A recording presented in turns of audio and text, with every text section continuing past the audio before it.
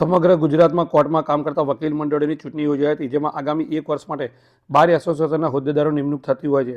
કેટલીક બેઠકો બિનહરીફ તો કેટલીક બેઠકો માટે ભારે રસાકસી ભર્યું મતદાન થતું હોય છે.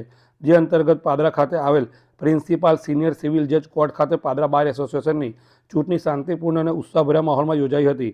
ચૂંટણી પ્રક્રિયા પૂર્ણ થયા બાદ શુક્રવાર સાંજે તેના પરિણામો જાહેર કરવામાં આવ્યા હતા.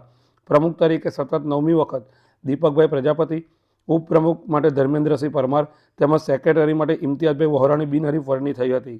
ત્યારે મહિલા કારોબારની 3 બેઠક માટે 4 ઉમેદવારો વચ્ચે ખરાખરીનો જંગ જામ્યો હતો, જેમાં 3 ઉમેદવારો વિજેતા બન્યા હતા. ચાર્મીબેન પટેલ, હિનાબેન પરમાર, સલમાબેન વહોરાનો ભવ્ય વિજય થયો હતો. સાથે પુરુષ કારોબારી સભ્યો માટેની 4 બેઠકો માટે 5 ઉમેદવારો વચ્ચે ખરાખરીનો જંગ જામ્યો હતો, જે પૈકી 4 ઉમેદવારો વિજેતા જાહેર થયા હતા. મહેશકુમાર મકવાના, ગિરીશભાઈ પરમાર, નરેન્દ્રકુમાર પરમાર તેમજ અનિલ પટેલનો ભવ્ય વિજય થયો હતો. સાથે જોઈન્ટ સેક્રેટરી તરીકે મુકુંદભાઈ ગોહિલનો વિજય થયો હતો. આ ચૂંટણીમાં એસોસિએશનના સભ્યોએ ઉત્સાહપૂર્વક ભાગ લીધો હતો અને લોકશાહીની પ્રક્રિયાને સફળ બનાવી હતી.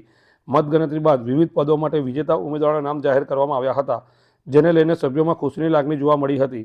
નવનિર્વાચિત હોદ્દેદારોને તમામ સભ્યો દ્વારા અભિનંદન પાઠવવામાં આવ્યા હતા. વિજેતા ઉમેદવારોએ એસોસિએશનના વિકાસ, સભ્યોના હિત અને એકતા માટે નિષ્ઠાપૂર્વક કામ કરવાની પ્રતિબદ્ધતા વ્યક્ત કરી હતી. ચૂંટણી સમિતિ દ્વારા સમગ્ર પ્રક્રિયા પારદર્શક અને નિષ્પક્ષ રીતે સંપન્ન કરવાના પ્રયત્નોને સભ્યો દ્વારા સરાહના કરવામાં પણ આવી હતી. આજ રોજ આખા ગુજરાતની અંદર વકીલ મંડળોની ચૂંટણીનું આયોજન હતું અને તે મુજબ પાદરા વકીલ મંડળની પણ ચૂંટણી યોજાઈ, જેમાં ફોર્મ ભરતી વખતે જ પ્રમુખ, ઉપપ્રમુખ અને સેક્રેટરીની બિનહરીફ વરણી કરવામાં આવેલી હતી. કોઈ ઉમેદવારી બીજી નોંધાવેલી નથી. અને જ્યારે સહમંત્રીની ચૂંટણીનું હતું આજરોજ, તો સહમંત્રીમાં પણ મુકુંદભાઈ ગોહિલ એ વિજેતા થયા છે.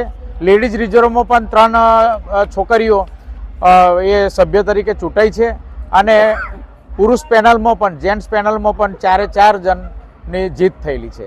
પાદરા વકીલ મંડળ તમામ રીતે બધા સંયુક્ત રીતે કામ કરશે તેવી અમે શુભકામનાઓ પાઠવીએ છીએ અને જીતેલા તમામ ઉમેદવારોને અમારા તરફથી ખૂબ ખૂબ અભિનંદન.